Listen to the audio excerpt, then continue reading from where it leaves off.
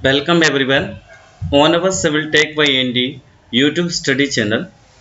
Here we will discuss best 100 plus previous year objective questions of highway engineering. This is part first. It is very helpful for all civil competitive exams. It is presented by myself Dev Shah. जैसा कि सभी बस जानते हैं हमारे इस channel civil tech by ND पर आप लोगों को सेपरेट सब्जेक्ट वाइज वेस्ट से वेस्ट ऑब्जेक्टिव क्वेश्चंस प्रोवाइड किए जा रहे हैं। जैसा कि सर्वे हुआ, आपका बीएमसी हुआ, कॉन्क्रीट टेक्नोलॉजी, सॉइल और भी सब्जेक्ट हैं जो आपको बेस्ट से बेस्ट उसके जो क्वेश्चंस हैं वो आपको हमारे चैनल पर मिल रहे हैं। आप हमारे चैनल की प्लेलिस्ट में जाकर के सेपरेट वीडियो सब्जेक्ट वाइज आप देख सकते हैं और फायदा ले सकते हैं, बेनिफिट ले सकते हैं। ये वो क्वेश्चंस हैं जो डिफरेंट स्टेट में या फिर कहीं सेंट्रल एग्जाम्स में आई हुए क्वेश्चंस हैं जिसकी हम एनालिसिस करने के बाद अपनी सीरीज में ऐड करते हैं। तो आपका सपोर्ट हमारे लिए बेहद जरूरी है। आप हमारे चैनल को सब्सक्राइब करें, लाइक करें, शेयर करें। जितने से जितना हो आप चैनल को शेयर करेंगे। जितने भी एस्पिरेंट हैं, सिविल एस्पिरेंट हैं, ग्रेजुएट हैं या अंडर ग्रेजुएट हैं या फिर डिप्लोमा कर रहे हैं, उन सभी तक हमारा वीडियो पहुंचे तो उन्हें भी फायदा हो सके। Right, so let us begin now. Question number 1, Los Angeles testing machine is used to conduct. Generally जो लॉस टेस्टिंग मशीन, बेसिकली जो लॉस एंजलिस मशीन होती है उसको हम बेसिकली किसके लिए यूज करते हैं या उससे क्या निकालते हैं, क्या कंडक्ट करते हैं। तो it is basically use to determine the hardness of the aggregate. It is basically use to determine the hardness of the aggregate. जब भी हार्डनेस आपको एग्रीगेट निकालनी पड़े तो आप क्या करते हैं, लॉस एंजलिस मशीन को यूज करते हैं। तो बेसिकली आप एवरेशन टेस्ट करते हैं जनरली देखा जाए तो। जो हमारा कोर्स एग्रीगेट होता है उस कोर्स एग्रीगेट को हम बेसिकली उसकी ये देखते हैं वो कितना हार्ड है। तो उसकी हार्डनेस निकालने के लिए हम लोग क्या करते हैं, उस पर एवरेशन टेस्ट करते हैं जो कि आपका लॉस एंजलिस टेस्टिंग मशीन से किया जाता है। राइट, इसमें डिफरेंट स्पेसिफिकेशन है कि भाई लॉस एंजलिस मशीन की स्पीड कितनी होती है। तो उसकी स्पीड जो है आपको 30 to 33 आरपीएम होती है। उसकी जो स्पीड है आपकी आरपीएम होती है। उसमें जनरली ग्रेड के हिसाब से कि किस ग्रेड का आप एग्रीगेट यूज कर रहे हैं उसके हिसाब से एवरेशन चार्ज प्रोवाइड किया जा रहा है। एवरेशन चार्ज क्या होता है, आपका वॉल्ट टाइप का होता है जो कि कास्ट आयरन का बना हुआ होता है ना। इसका वेट होता है वो 390 ग्राम से लेकर के 440 ग्राम तक होता है, 440 ग्राम तक होता है। राइट, तो यहाँ पर इसका जो करेक्ट ऑप्शन है वो ऑप्शन ए है, abrasion test. Right, next question, question number 2, group index method of design of flexible pavement is.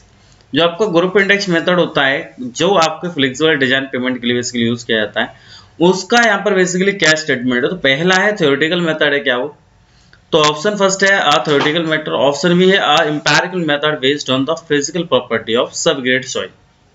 तो डेफिनेटली वो आपका एम्पिरिकल मेथड होता है। इट मींस दैट ये जो मेथड है वो बेस्ड ऑन एक्सपीरियंस होता है कि आपके जो सबग्रेड सॉइल है उसकी प्रॉपर्टी क्या है, उसकी फिजिकल प्रॉपर्टी क्या है। तब हम क्या करते हैं, ग्रुप इंडेक्स मेथड को बेसिकली फ्लेक्सिबल पेमेंट डिजाइन करने के लिए अप्लाई कराते हैं। तो यहाँ पर ऑप्शन आपका बी ही करेक्ट होगा।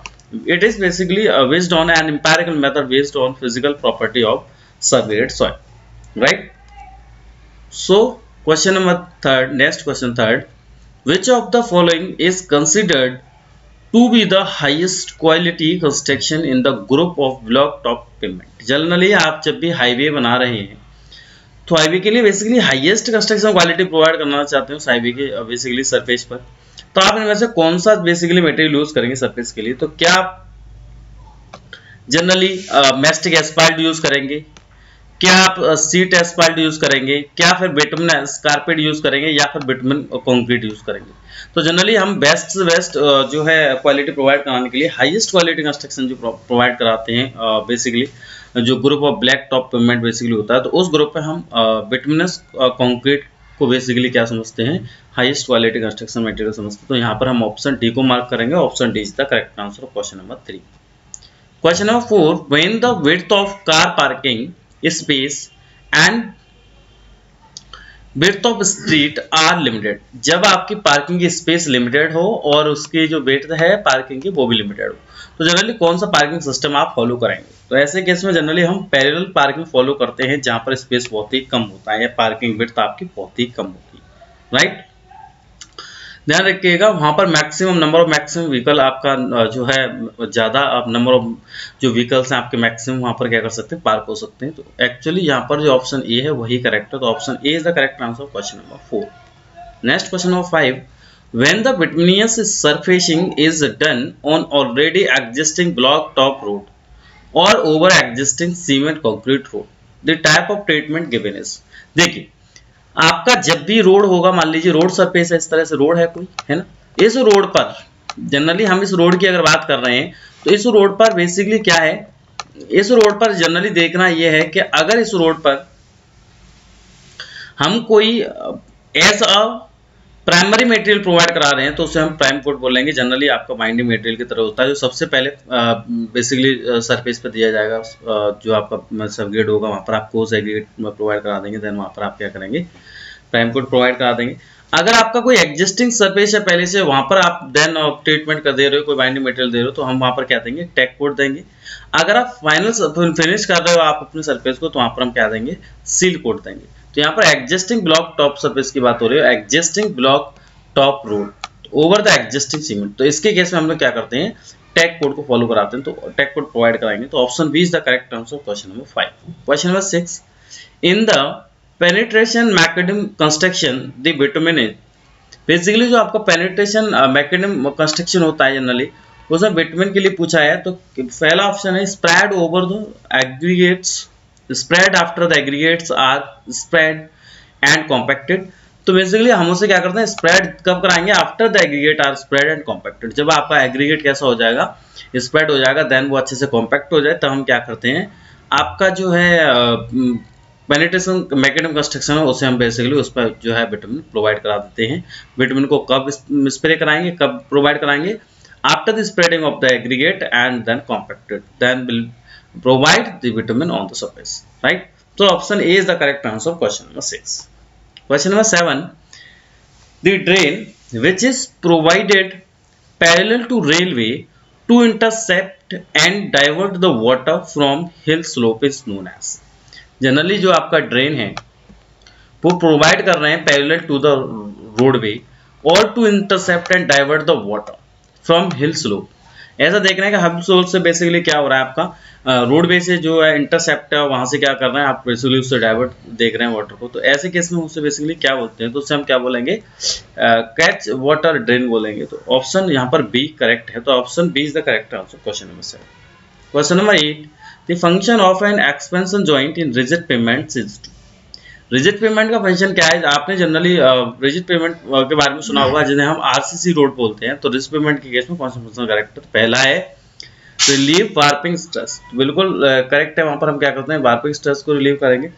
ऑप्शन बी है रिलीव श्रिंकेज स्ट्रेस, तो श्रिंकेज स्ट्रेस को रिलीव करेंगे। ऑप्शन सी है resist stress due to expansion, तो ये भी सही है। तो ऑप्शन है आपका का डी, ऑल फ्री एक्सपेंशन, हम क्या करते हैं जितने भी हमारे एक्सपेंशन है उनसे हम क्या करेंगे, उसे अलाउ करेंगे फ्री के लिए। तो option D is the correct answer question number 8। Question number 9, penetration test on bitumen is used for determining its, जो आपको बिटुमेन का पेनिट्रेशन टेस्ट होता है, जनरली आप बिटुमेन में क्या करते हैं, पेनिट्रेशन टेस्ट भी करते हैं, कई सारे टेस्ट होते हैं, जैसे आप रिंग बॉल एपरेटस से सॉफ्टनिंग पॉइंट निकालते हैं, फायरिंग प्लेसिंग टेस्ट करते हैं बिटुमेन पर, विस्कोसिटी टेस्ट निकालते हैं आप, पॉलीपास विस्कोसिटी मीटर से आप जनरली कई सारे टेस्ट बेसिकली बिटुमेन में परफॉर्म किए जाते हैं। तो यहाँ पर पूछा रहा है जो पेनिट्रेशन टेस्ट किया जाता है बेसिकली पेनिट्रोमीटर से, बेसिकली उसको क्यों परफॉर्म करते हैं, क्या निकालने के लिए परफॉर्म किया जाता है बिटुमेन पर। तो हम बिटुमेन का ग्रेड निकालने के लिए बेसिकली क्या करते हैं, इसको परफॉर्म करते हैं। ग्रेड बिटुमेन के किस तरह से शो किए जाते हैं आपको पता होगा, बिटुमेन के ग्रेड ऐसे इस तरह शो किए जाएंगे, मान ली 33/85, कहीं दे रखा 60/77। तो बेसिकली क्या होते हैं, ग्रेड होती है ना, जितना वैल्यू यहाँ कम होगा उसे क्या होंगे, हार्डेस्ट ग्रेड कहेंगे या फिर कहेंगे बिटुमेन आपका बहुत ही हार्ड है, पेनिट्रेट करेगा, मतलब इतने से इतने 6 to 7 mm इस तरह से लेगा हो, तो 6 to 7.7 mm आपका क्या बेसिकली वो बिटुमेन में पेनिट्रेट कर रहा होगा, राइट। इस तरह से ग्रेड को शो कराते हैं। तो बेसिकली पेनिट्रेशन टेस्ट के लिए यूज किया जाता है to determine the grade of the bitumen. Next question number 10, the maximum limit of water absorb for aggregate suitable for road construction is, road construction के लिए जो मैक्सिमम वाटर एब्जॉर्प्शन वैल्यू होती है वो बेसिकली कितनी होती है, तो उसके लिए 0.6% ऑफ इट्स ड्राई वेट, वो अपना 0.6% से ज़्यादा कंस्ट्रक्शन वेट नहीं लेना चाहिए, बेसिकली ज़्यादा जो है वाटर नहीं एब्जॉर्ब करेगा। 0.6 is the correct answer question number 10, right. Next question number 11, the critical combinations of stress for corner regions in cement concrete roads is.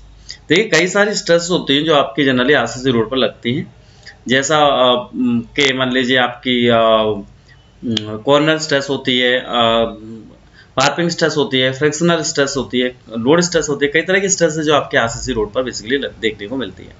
क्योंकि यहाँ कंक्रीट रोड है तो हम क्या बोल रहे हैं, आपका सीमेंट कंक्रीट रोड है, उस पर ये लगती है स्ट्रेसेस। तो हम बात करते हैं कि जिसका कॉम्बिनेशन कैसे होता है, तो उसका कॉम्बिनेशन होता है load stress plus warping stress minus frictional stress. So option A is the correct answer question number 11, right. Next question number 12, in highway construction rolling starts from. अगर आप हाईवे बना रहे हैं, कोई हाईवे बनाते समय जो रोलिंग करते हैं बाय द रोलर्स, कई प्रकार के रोलर्स भी होते हैं, तो आप रोलर से अगर बेसिकली रोलिंग कर रहे हैं, आप कॉम्पैक्शन प्रोवाइड करा रहे हैं, तो इसके लिए उनको कैसे परफॉर्म किया जाता है, उनको कैसे जो है उस पर मूव कराया जाता है, तो उसको बेसिकली प्रोवाइड कराते हैं साइड टू सेंटर, बिकॉज उसका इफेक्टिव जो कैम्बस है वो बन जाए इफेक्टिव ड्रेनेज के लिए, जो आपका कैम्बर है वो प्रोवाइड हो जाए। तो क्या करते हैं, साइड से रोलर को मूव कराते चलाएंगे और कहाँ तक, सेंटर तक मूव कराएंगे। साइड से सेंटर हम लोग क्या करते हैं, रोलिंग करेंगे। तो देन ऑप्शन ए आपका side and proceed to centre is the correct answer question number 12। Question number 13, the most economically lighting layout which is suitable for narrow roads is. देखिए जनरली आपने रोड पर lighting system देखी होंगी, both sides lighting होती है, left right में आप lighting लगा देते हैं for the good visibility on road on night mode. तो बेसिकली जब भी नाइट में आप देखते हैं कि लाइटिंग होती है रोड पर, आप जैसे व्हीकल्स मूव करा सकते हैं, व्हीकल्स इजीली फ्लो हो, बेसिकली वहाँ पर ट्रैफिक वॉल्यूम बना रहे हैं। तो हम पूछ रहे हैं यहाँ पर, क्वेश्चन आपका पूछा जा रहा है कि भाई मोस्ट इकोनॉमिकल लाइटिंग सिस्टम कौन सा है जब आपका रोड नैरो हो। तो हम क्या करेंगे, सिंगल साइड लाइटिंग प्रोवाइड करा देंगे, वन साइड पे आप क्या करते हैं, लाइटिंग दे देते हैं, बोथ साइड देने की नीड नहीं है और इकोनॉमिकली भी रहता है। तो यहाँ पर क्या करते हैं, ऑप्शन ए करेक्ट है, single side lighting provide on the narrow roads, right? It is most economically method for lighting layouts. So option A is the correct answer question number 13. Question number 14, the ideal shape of a transition curve is। Basically transition curve क्यों दिए जाते हैं, transition curve किसी भी basically highway में उसके turning point पर दिए जाते हैं, जहां पर हम लोग देखते हैं कि व्हीकल्स अपना प्रीवियस स्पीड को मेंटेन करते हुए सेफली टर्न आउट हो जाए, सेफली टर्न कर जाए किसी भी कर्व से। बिकॉज ऐसा होता है कि इसका पहले कभी से स्पीड में आ रहा था, उसने कर्व को देखा या टर्न देखी हॉरिजॉन्टल पाथ पर, तो वो जब भी हॉरिजॉन्टल डायरेक्शन में टर्न होना चाहेगा तो स्पीड को थोड़ा कम करेगा, देन टर्न होगा। तो हम वहाँ पर ट्रांजिशन कर्व की स्पेशलिटी ये होती है कि वो क्या करेगा, स्पीड आप भले ही मेंटेन कर सकते हैं, स्पीड बेसिकली आपके जो प्रीवियस है वो मेंटेन रहेगी और आप इजीली उससे टर्न आउट हो सकेंगे विदाउट एनी फॉलिंग डाउन और without any delay the speed, without any drop the speed. So option according to this question option B आपका क्यूबिक स्पाइरल। रोड के लिए आप क्यूबिक स्पाइरल देंगे, इस चीज को ध्यान रखेंगे। अगर रेलवे के लिए पूछता है आइडियल शेप और transition curve in case of railway या रेलवे ट्रैक, तब आप क्या देंगे, क्यूबिक पैराबोल देंगे, राइट। तो रोड के लिए क्या आपका स्पाइरल होता है, तो cubic spiral is the correct answer question number 14। Question number 15, the full width of land acquired before finalising a highway alignment is known as. जब आप हाईवे अलाइनमेंट बेसिकली आप हाईवे का अलाइनमेंट प्रोवाइड करते हैं, उसको फाइनल करते हैं, तो उसको फाइनल करने से पहले आप क्या क्या चीज देखेंगे। देखिए सबसे इंपॉर्टेंट है कि हाईवे का अलाइनमेंट आपको प्रॉपर मिले, देन उसमें आपके कैम्बस मिल रहा है आपको या नहीं मिल रहा है, प्रॉपर विड्थ आपकी हाईवे की है या नहीं है, प्रॉपर सुपर एलिवेशन है या नहीं है, प्रॉपर आपको शोल्डर विड्थ मिल रही है या नहीं मिल रही है, ये सारी चीजें आपकी प्रॉपर उसमें होनी चाहिए जब भी आप फाइनल कर रहे हैं अलाइनमेंट को। तो ये आपके इसके अंदर आते हैं, राइट ऑफ वे के अंदर आते हैं, मार्ग अधिकार के अंदर आते हैं कि ये आपके राइट्स ऑफ बी हैं। तो option B is the correct answer question number 15। Question number 16, tyre pressure influences the. जो टायर प्रेशर होता है बेसिकली किससे इन्फ्लुएंस होता है, तो यहाँ पर आपका देखते हैं कि वो basically quality of surface course से, जो आपका सरफेस कोर्स है बेसिकली उसकी क्वालिटी होगी, उसी तरह से आपका प्रेशर टायर का इन्फ्लुएंस होगा, बेसिकली उसका उससे इन्फ्लुएंस हो रहेगा। तो option B is the correct answer question number 16। Question number 17, any gradient on a road it's said to be an exceptional gradient if it is। कोई भी ग्रेडियंट कब एक्सेप्शनल ग्रेडियंट कहलाएगा, वो जब कहलाएगा जब लेस देन मिनिमम ग्रेडियंट हो और मोर देन मैक्सिमम ग्रेडियंट हो, राइट। तो यहाँ पर ऑप्शन डी है आपका एक्सेप्शनल ग्रेडियंट जब कह सकते हैं जब वो आपका मिनिमम हो या फिर लेस देन हो आपका मिनिमम ग्रेडियंट से और मोर देन आपका मैक्सिमम ग्रेडियंट से। This is called the exceptional gradient और it is basically provide on hilly region. आप इसे कहाँ प्रोवाइड करते हैं, हिली रीजन में, राइट। तो option D is the correct answer question number 17. Of question number 18, during last phase of the reconnaissance, details of the grade line is recorded on 2 meters pole to indicate. Generally आप रिकॉनाइजेंस करते हैं. रिकॉनाइजेंस में generally क्या होता है, आप visually किसी भी साइट को विजिट करते हैं, उसकी रियल लोकेशन देखते हैं, उसके रियल जो भी पैरामीटर्स हैं, उसके सराउंडिंग अराउंड में जो भी चीज़ें उसको रियली फील करेंगे, उसको देखेंगे, उसको रिकॉर्ड करेंगे. राइट. मैप स्टडी का रिकॉग्नाइजेंस करते हैं फर्स्टली, देन प्राइमरी सर्वे होगा, फिर डिटेल्ड सर्वे होता है. इस तरह से सीक्वेंस होता है सर्वे का. रिकॉग्नाइजेंस में आप क्या करते हैं, आप किसी साइट पे विजिट पर, कोई एक्सपीरियंस पर्सन होगा इसमें जो साइट विजिट करेगा, या फिर कोई चीफ इंजीनियर होगा जो साइट विजिट करेगा और वहाँ की रियलिटी लेके आएगा कि वो साइट के नियर बाई कितना पास में उसका कैनाल है, वाटर टेबल बेसिकली क्या है, सॉइल का नेचर क्या है, प्रॉपर आप जिस ट्रैक को फॉलो कर रहे हैं वो ट्रैक प्रॉपर मिल पा रहा है या नहीं मिल पा रहा है, उसकी नियर बाई कनेक्टिविटी क्या है, और सारी चीज़ें आसपास क्या है, कहीं कोई गैस लाइन तो नहीं है, कहीं कोई पाइप फ्लो वाला वाटर पाइप लाइन तो नहीं है, कहीं कोई ऑयल लाइन तो नहीं है. इस तरह की चीज़ों को ऑब्जर्व करते हैं, उसे हम रिकॉग्नाइजेंस बेसिकली सर्वे बोलते हैं, रिकॉग्नाइजेंस जो है फीस बोलते हैं. तो हम पूछ रहे हैं कि यहाँ पर उसकी डिटेल्स के लिए grade line recorded on 2 metre poles पे गया है, तो इसलिए वो क्या इंडिकेट करती है. तो पहला है direction of the proposed alignment. बिल्कुल सही है, डायरेक्शन आपको प्रपोज्ड अलाइनमेंट की मिलेगी, ऑप्शन बी है. Distance between the previous and forward specs, जो डिस्टेंस आपकी वो मिलेगी प्रीवियस और फॉरवर्ड पैक्स जो आप प्रोवाइड कराएंगे, बेसिकली उनके बीच की क्या मिल जाएगी, डिस्टेंस मिल जाएगी, कितना इंटरवल दे रहे हैं. ऑप्शन सी है रिलेटिव एलिवेशंस ऑफ पैक, जो भी आप पैक्स बेसिकली मेंशन कर देते हैं बेसिकली कि एक पॉइंट यहाँ है, दूसरा पॉइंट यहाँ है, तो उनके बीच का क्या आप रिलेटिव एलिवेशंस भी देख सकते हैं. तो यहाँ पर ऑप्शन डी है ऑल ऑफ द अबव. तो all of the above is the correct answer question number 18. Question number 19. The most suitable equipment for compacting clay soil is a. आपकी कोई clay soil है, उसके लिए मोस्ट सुटेबल कॉम्पैक्टिंग इक्विपमेंट है वो कौन सा होता है.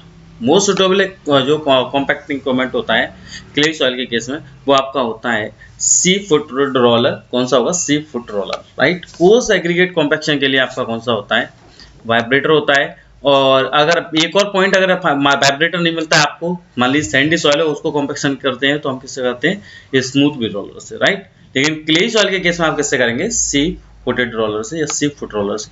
तो option C is the correct answer of question number 19. Question number 20.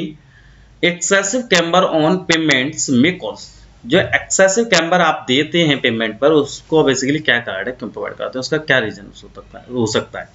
तो ऑप्शन ए है डिटेरिएशन ऑफ सेंटर पोर्शन, जो भी आपका सेंट्रल पोर्शन उसको डिटेरिएशन करने के लिए. तो यहाँ पर ये ऑप्शन बिल्कुल सही है. ऑप्शन बी है slip of the speedy vehicles towards the edge, तो ये भी ऑप्शन सही है. ऑप्शन सी है इरोजन ऑफ द वर्म, जो वर्म होती है साइड के, उनका इरोजन बेसिकली उसका इरोजन हो सकता है, उसका कॉज है. तो ये भी सही है. तो option D all of the above is the correct answer of question number 20. Right.